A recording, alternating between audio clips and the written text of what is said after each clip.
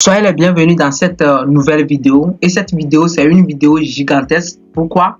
Parce que je vais cumuler 3 chapitres. Quels sont ces chapitres-là? On va parler de l'emprunt individu, après emprunt obligataire et pour terminer par le choix d'investissement. C'est bon? Donc, je vais aller toc toc. La vidéo ne sera pas trop longue, mais je vais vous donner les explications nécessaires. Alors, qu'est-ce qu'on appelle emprunt individu? Comme son nom l'indique, individu. Alors, l'emprunt individu, c'est un contrat entre un seul prêteur et un seul emprunteur. Comme par exemple ce que vous voyez auprès de la banque, je vais à la banque et puis j'emprunte. C'est moi seul qui suis l'emprunteur et la banque, c'est le prêteur. C'est bon? Quelles sont les formules nécessaires que vous devez savoir? Il y a l'annuité. L'annuité en question, c'est le montant que vous devez payer à l'échéance donnée. Comme son nom l'indique, comme c'est annuité, il faut savoir que c'est annuel, quoi. Donc, lorsque par exemple, lorsque j'emprunte 10 000 par hasard et que je dois rembourser ce montant. Donc, chaque année, on me dit de rembourser par exemple 1000 francs et que sur les 1000 francs là, il faut calculer les intérêts. Donc, l'annuité, c'est juste le remboursement du capital en plus l'intérêt que je vais verser chaque année. Donc, du coup, si l'intérêt est égal à 300, alors l'année, je vais payer 1300. 1000 francs qui n'est rien d'autre que l'amortissement du capital comme emprunté dans les 10 000. Vous voyez, non? Voilà. Et puis, les 300, c'est l'intérêt. Du coup, l'amortissement en question, l'amortissement qui est noté grand A, c'est juste la portion ou bien la part de l'argent que je rembourse. Comme par exemple, lorsque l'exemple que j'ai donné, c'est 10 000. Alors, lorsque je paie 1000 francs chaque année, là, on parle de l'amortissement. C'est bon? L'amortissement, ça concerne l'argent que j'ai pris sans intérêt. C'est bon? Alors que lorsque j'ajoute l'intérêt sur ça, on parle de quoi? De l'annuité. Le grand I, c'est l'intérêt. Maintenant, comment calcule-t-on l'annuité? Comme je le disais, l'annuité N est égal à le remboursement de la part du capital N plus l'intérêt N.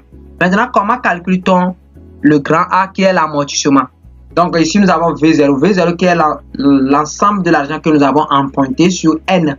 N qui n'est rien d'autre que la durée. Si c'est dans 5 ans, donc ça fait V0 sur 5. V0, je vous le dis, c'est le capital qu'on a emprunté. On applique cette formule si et seulement si notre amortissement est constant. C'est bon? Voilà, il y a différentes sortes de remboursement.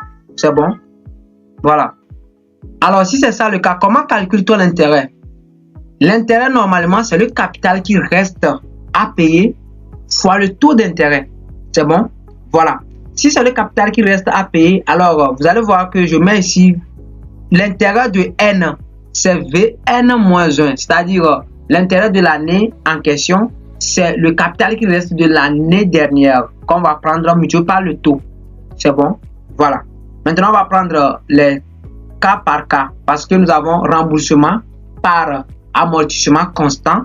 Dans ce cas, j'ai décidé au finish de rembourser l'argent que j'ai emprunté suivant une somme qui est constante. Comme par exemple, lorsque j'emprunte 10 000 et on me dit je dois rembourser ça pendant 5 ans.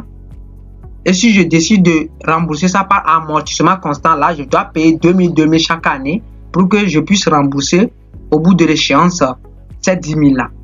Maintenant, en dehors de ça, nous avons un autre remboursement qui est remboursement par annuité constante. C'est bon?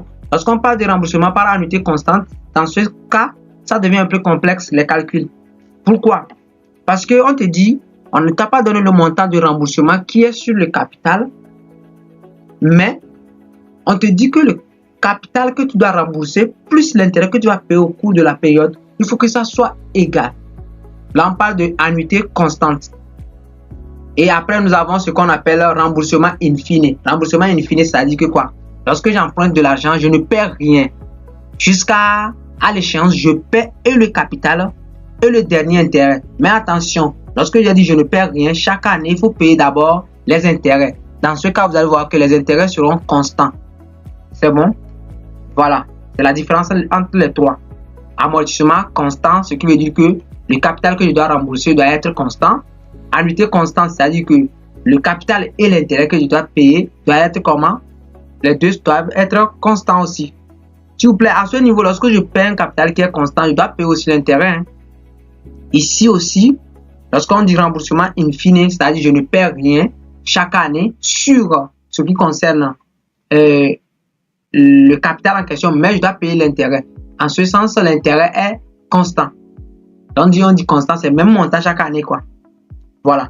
Alors, il y a certaines formules nécessaires que vous devez garder parce qu'à l'examen, c'est très nécessaire. Donc, lorsque l'amortissement est constant, les intérêts ainsi que l'annuité suivent une suite ou bien une progression arithmétique décroissante de raisons. De raison qui est R est égal à quoi? Est égal à V0I sur N. Ça, c'est une formule que vous devez toutefois appliquer pour pouvoir s'en sortir rapidement. C'est bon? Voilà. Après, remboursement par annuité constante. Lorsqu'il s'agit de remboursement par annuité constante, comme je viens de vous le dire, il faut savoir que les amortissements sont en progression géométrique. Lorsqu'on dit progression géométrique, vous-même vous savez ce que cela veut dire. C'est-à-dire, si je connais le montant de l'année passée, automatiquement, je peux déterminer suite à ce montant-là, le montant qui va suivre. Voyez, non? C'est ça, on dit progression comment? Géométrique. Deux raisons. Le raison est égal à 1 plus le taux. C'est bon? Alors, comment calcule-t-on l'amortissement? Voilà. L'amortissement de deuxième année, ça fait l'amortissement de première année. Facteur de 1 multiplié par la raison. C'est-à-dire 1 plus I. C'est bon? Voilà. C'est-à-dire, c'est ce que je disais. C'est bon? Comme je vous le disais, si je connais par exemple l'amortissement de l'année passée, je peux calculer l'amortissement de l'année suivante.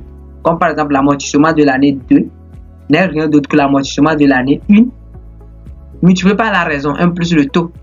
Celui de l'année 3, c'est toujours celui de l'année 2 multiplié par 1 plus le taux. Vous voyez, non? Jusqu'à... c'est fini. Maintenant, on va parler de remboursement in fine. Ça, vous allez voir que le total du capital est remboursé à la fin du période. Maintenant, il faut qu'on fasse ou bien on mette un tableau. Voilà, ce tableau, c'est un tableau d'ensemble. C'est bon? Vous allez voir que nous avons les périodes, le capital restant du qu'est-ce qui me reste à payer. Après, nous avons l'intérêt. Après l'intérêt, nous avons l'amortissement et puis l'annuité. C'est bon? Maintenant, ce tableau, je vais analyser ça pour voir si c'est quel tableau. Est-ce que c'est amortissement constant, annuité constante ou bien in fine?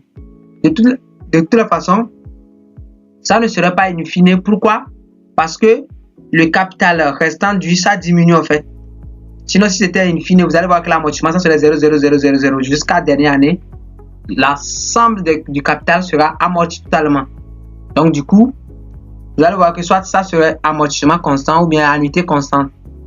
C'est bon? Si c'était annuité constante aussi, vous allez voir que nanani, nanana, ainsi de suite. C'est bon?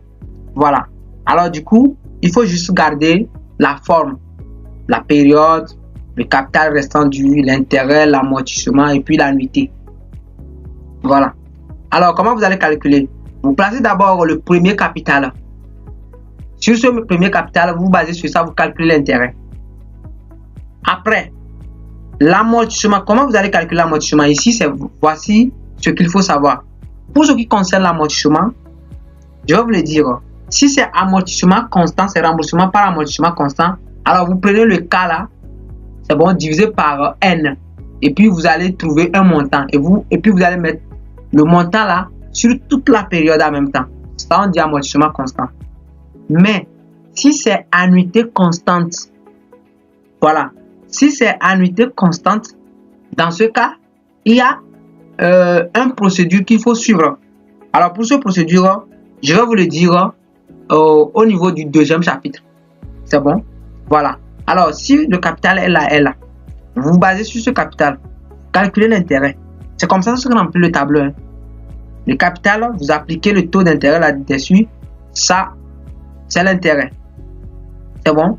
Maintenant, l'amortissement, il y a deux cas. Si c'est amortissement constant, vous prenez l'ensemble du capital divisé par l'année et puis si c'est 10 000, vous mettez 10 000 partout. C'est bon? Voilà, si vous mettez 10 000 partout, ce qui veut dire que Le capital de l'année là est égal à quoi? Capital de l'année passée moins l'amortissement de l'année passée. Du coup, c'est ça qui va rester. Et puis, vous calculez l'intérêt sur ça. Mais pour ce qui concerne l'annuité, c'est très simple, non?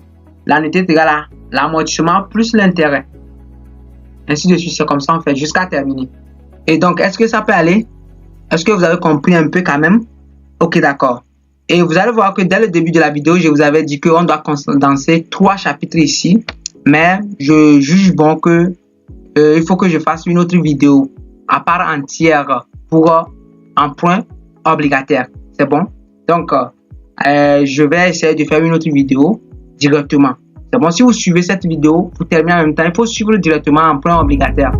C'est bon? Parce que je vous avais dit que il y a une manière de calcul pour ce qui concerne annuité constante que je vais vous montrer là-bas. C'est bon? Donc, c'est à ce niveau que je vais vous montrer. Du coup, on va s'arrêter ici. N'oubliez pas de visualiser directement la vidéo suivante. Et on se dit très bientôt.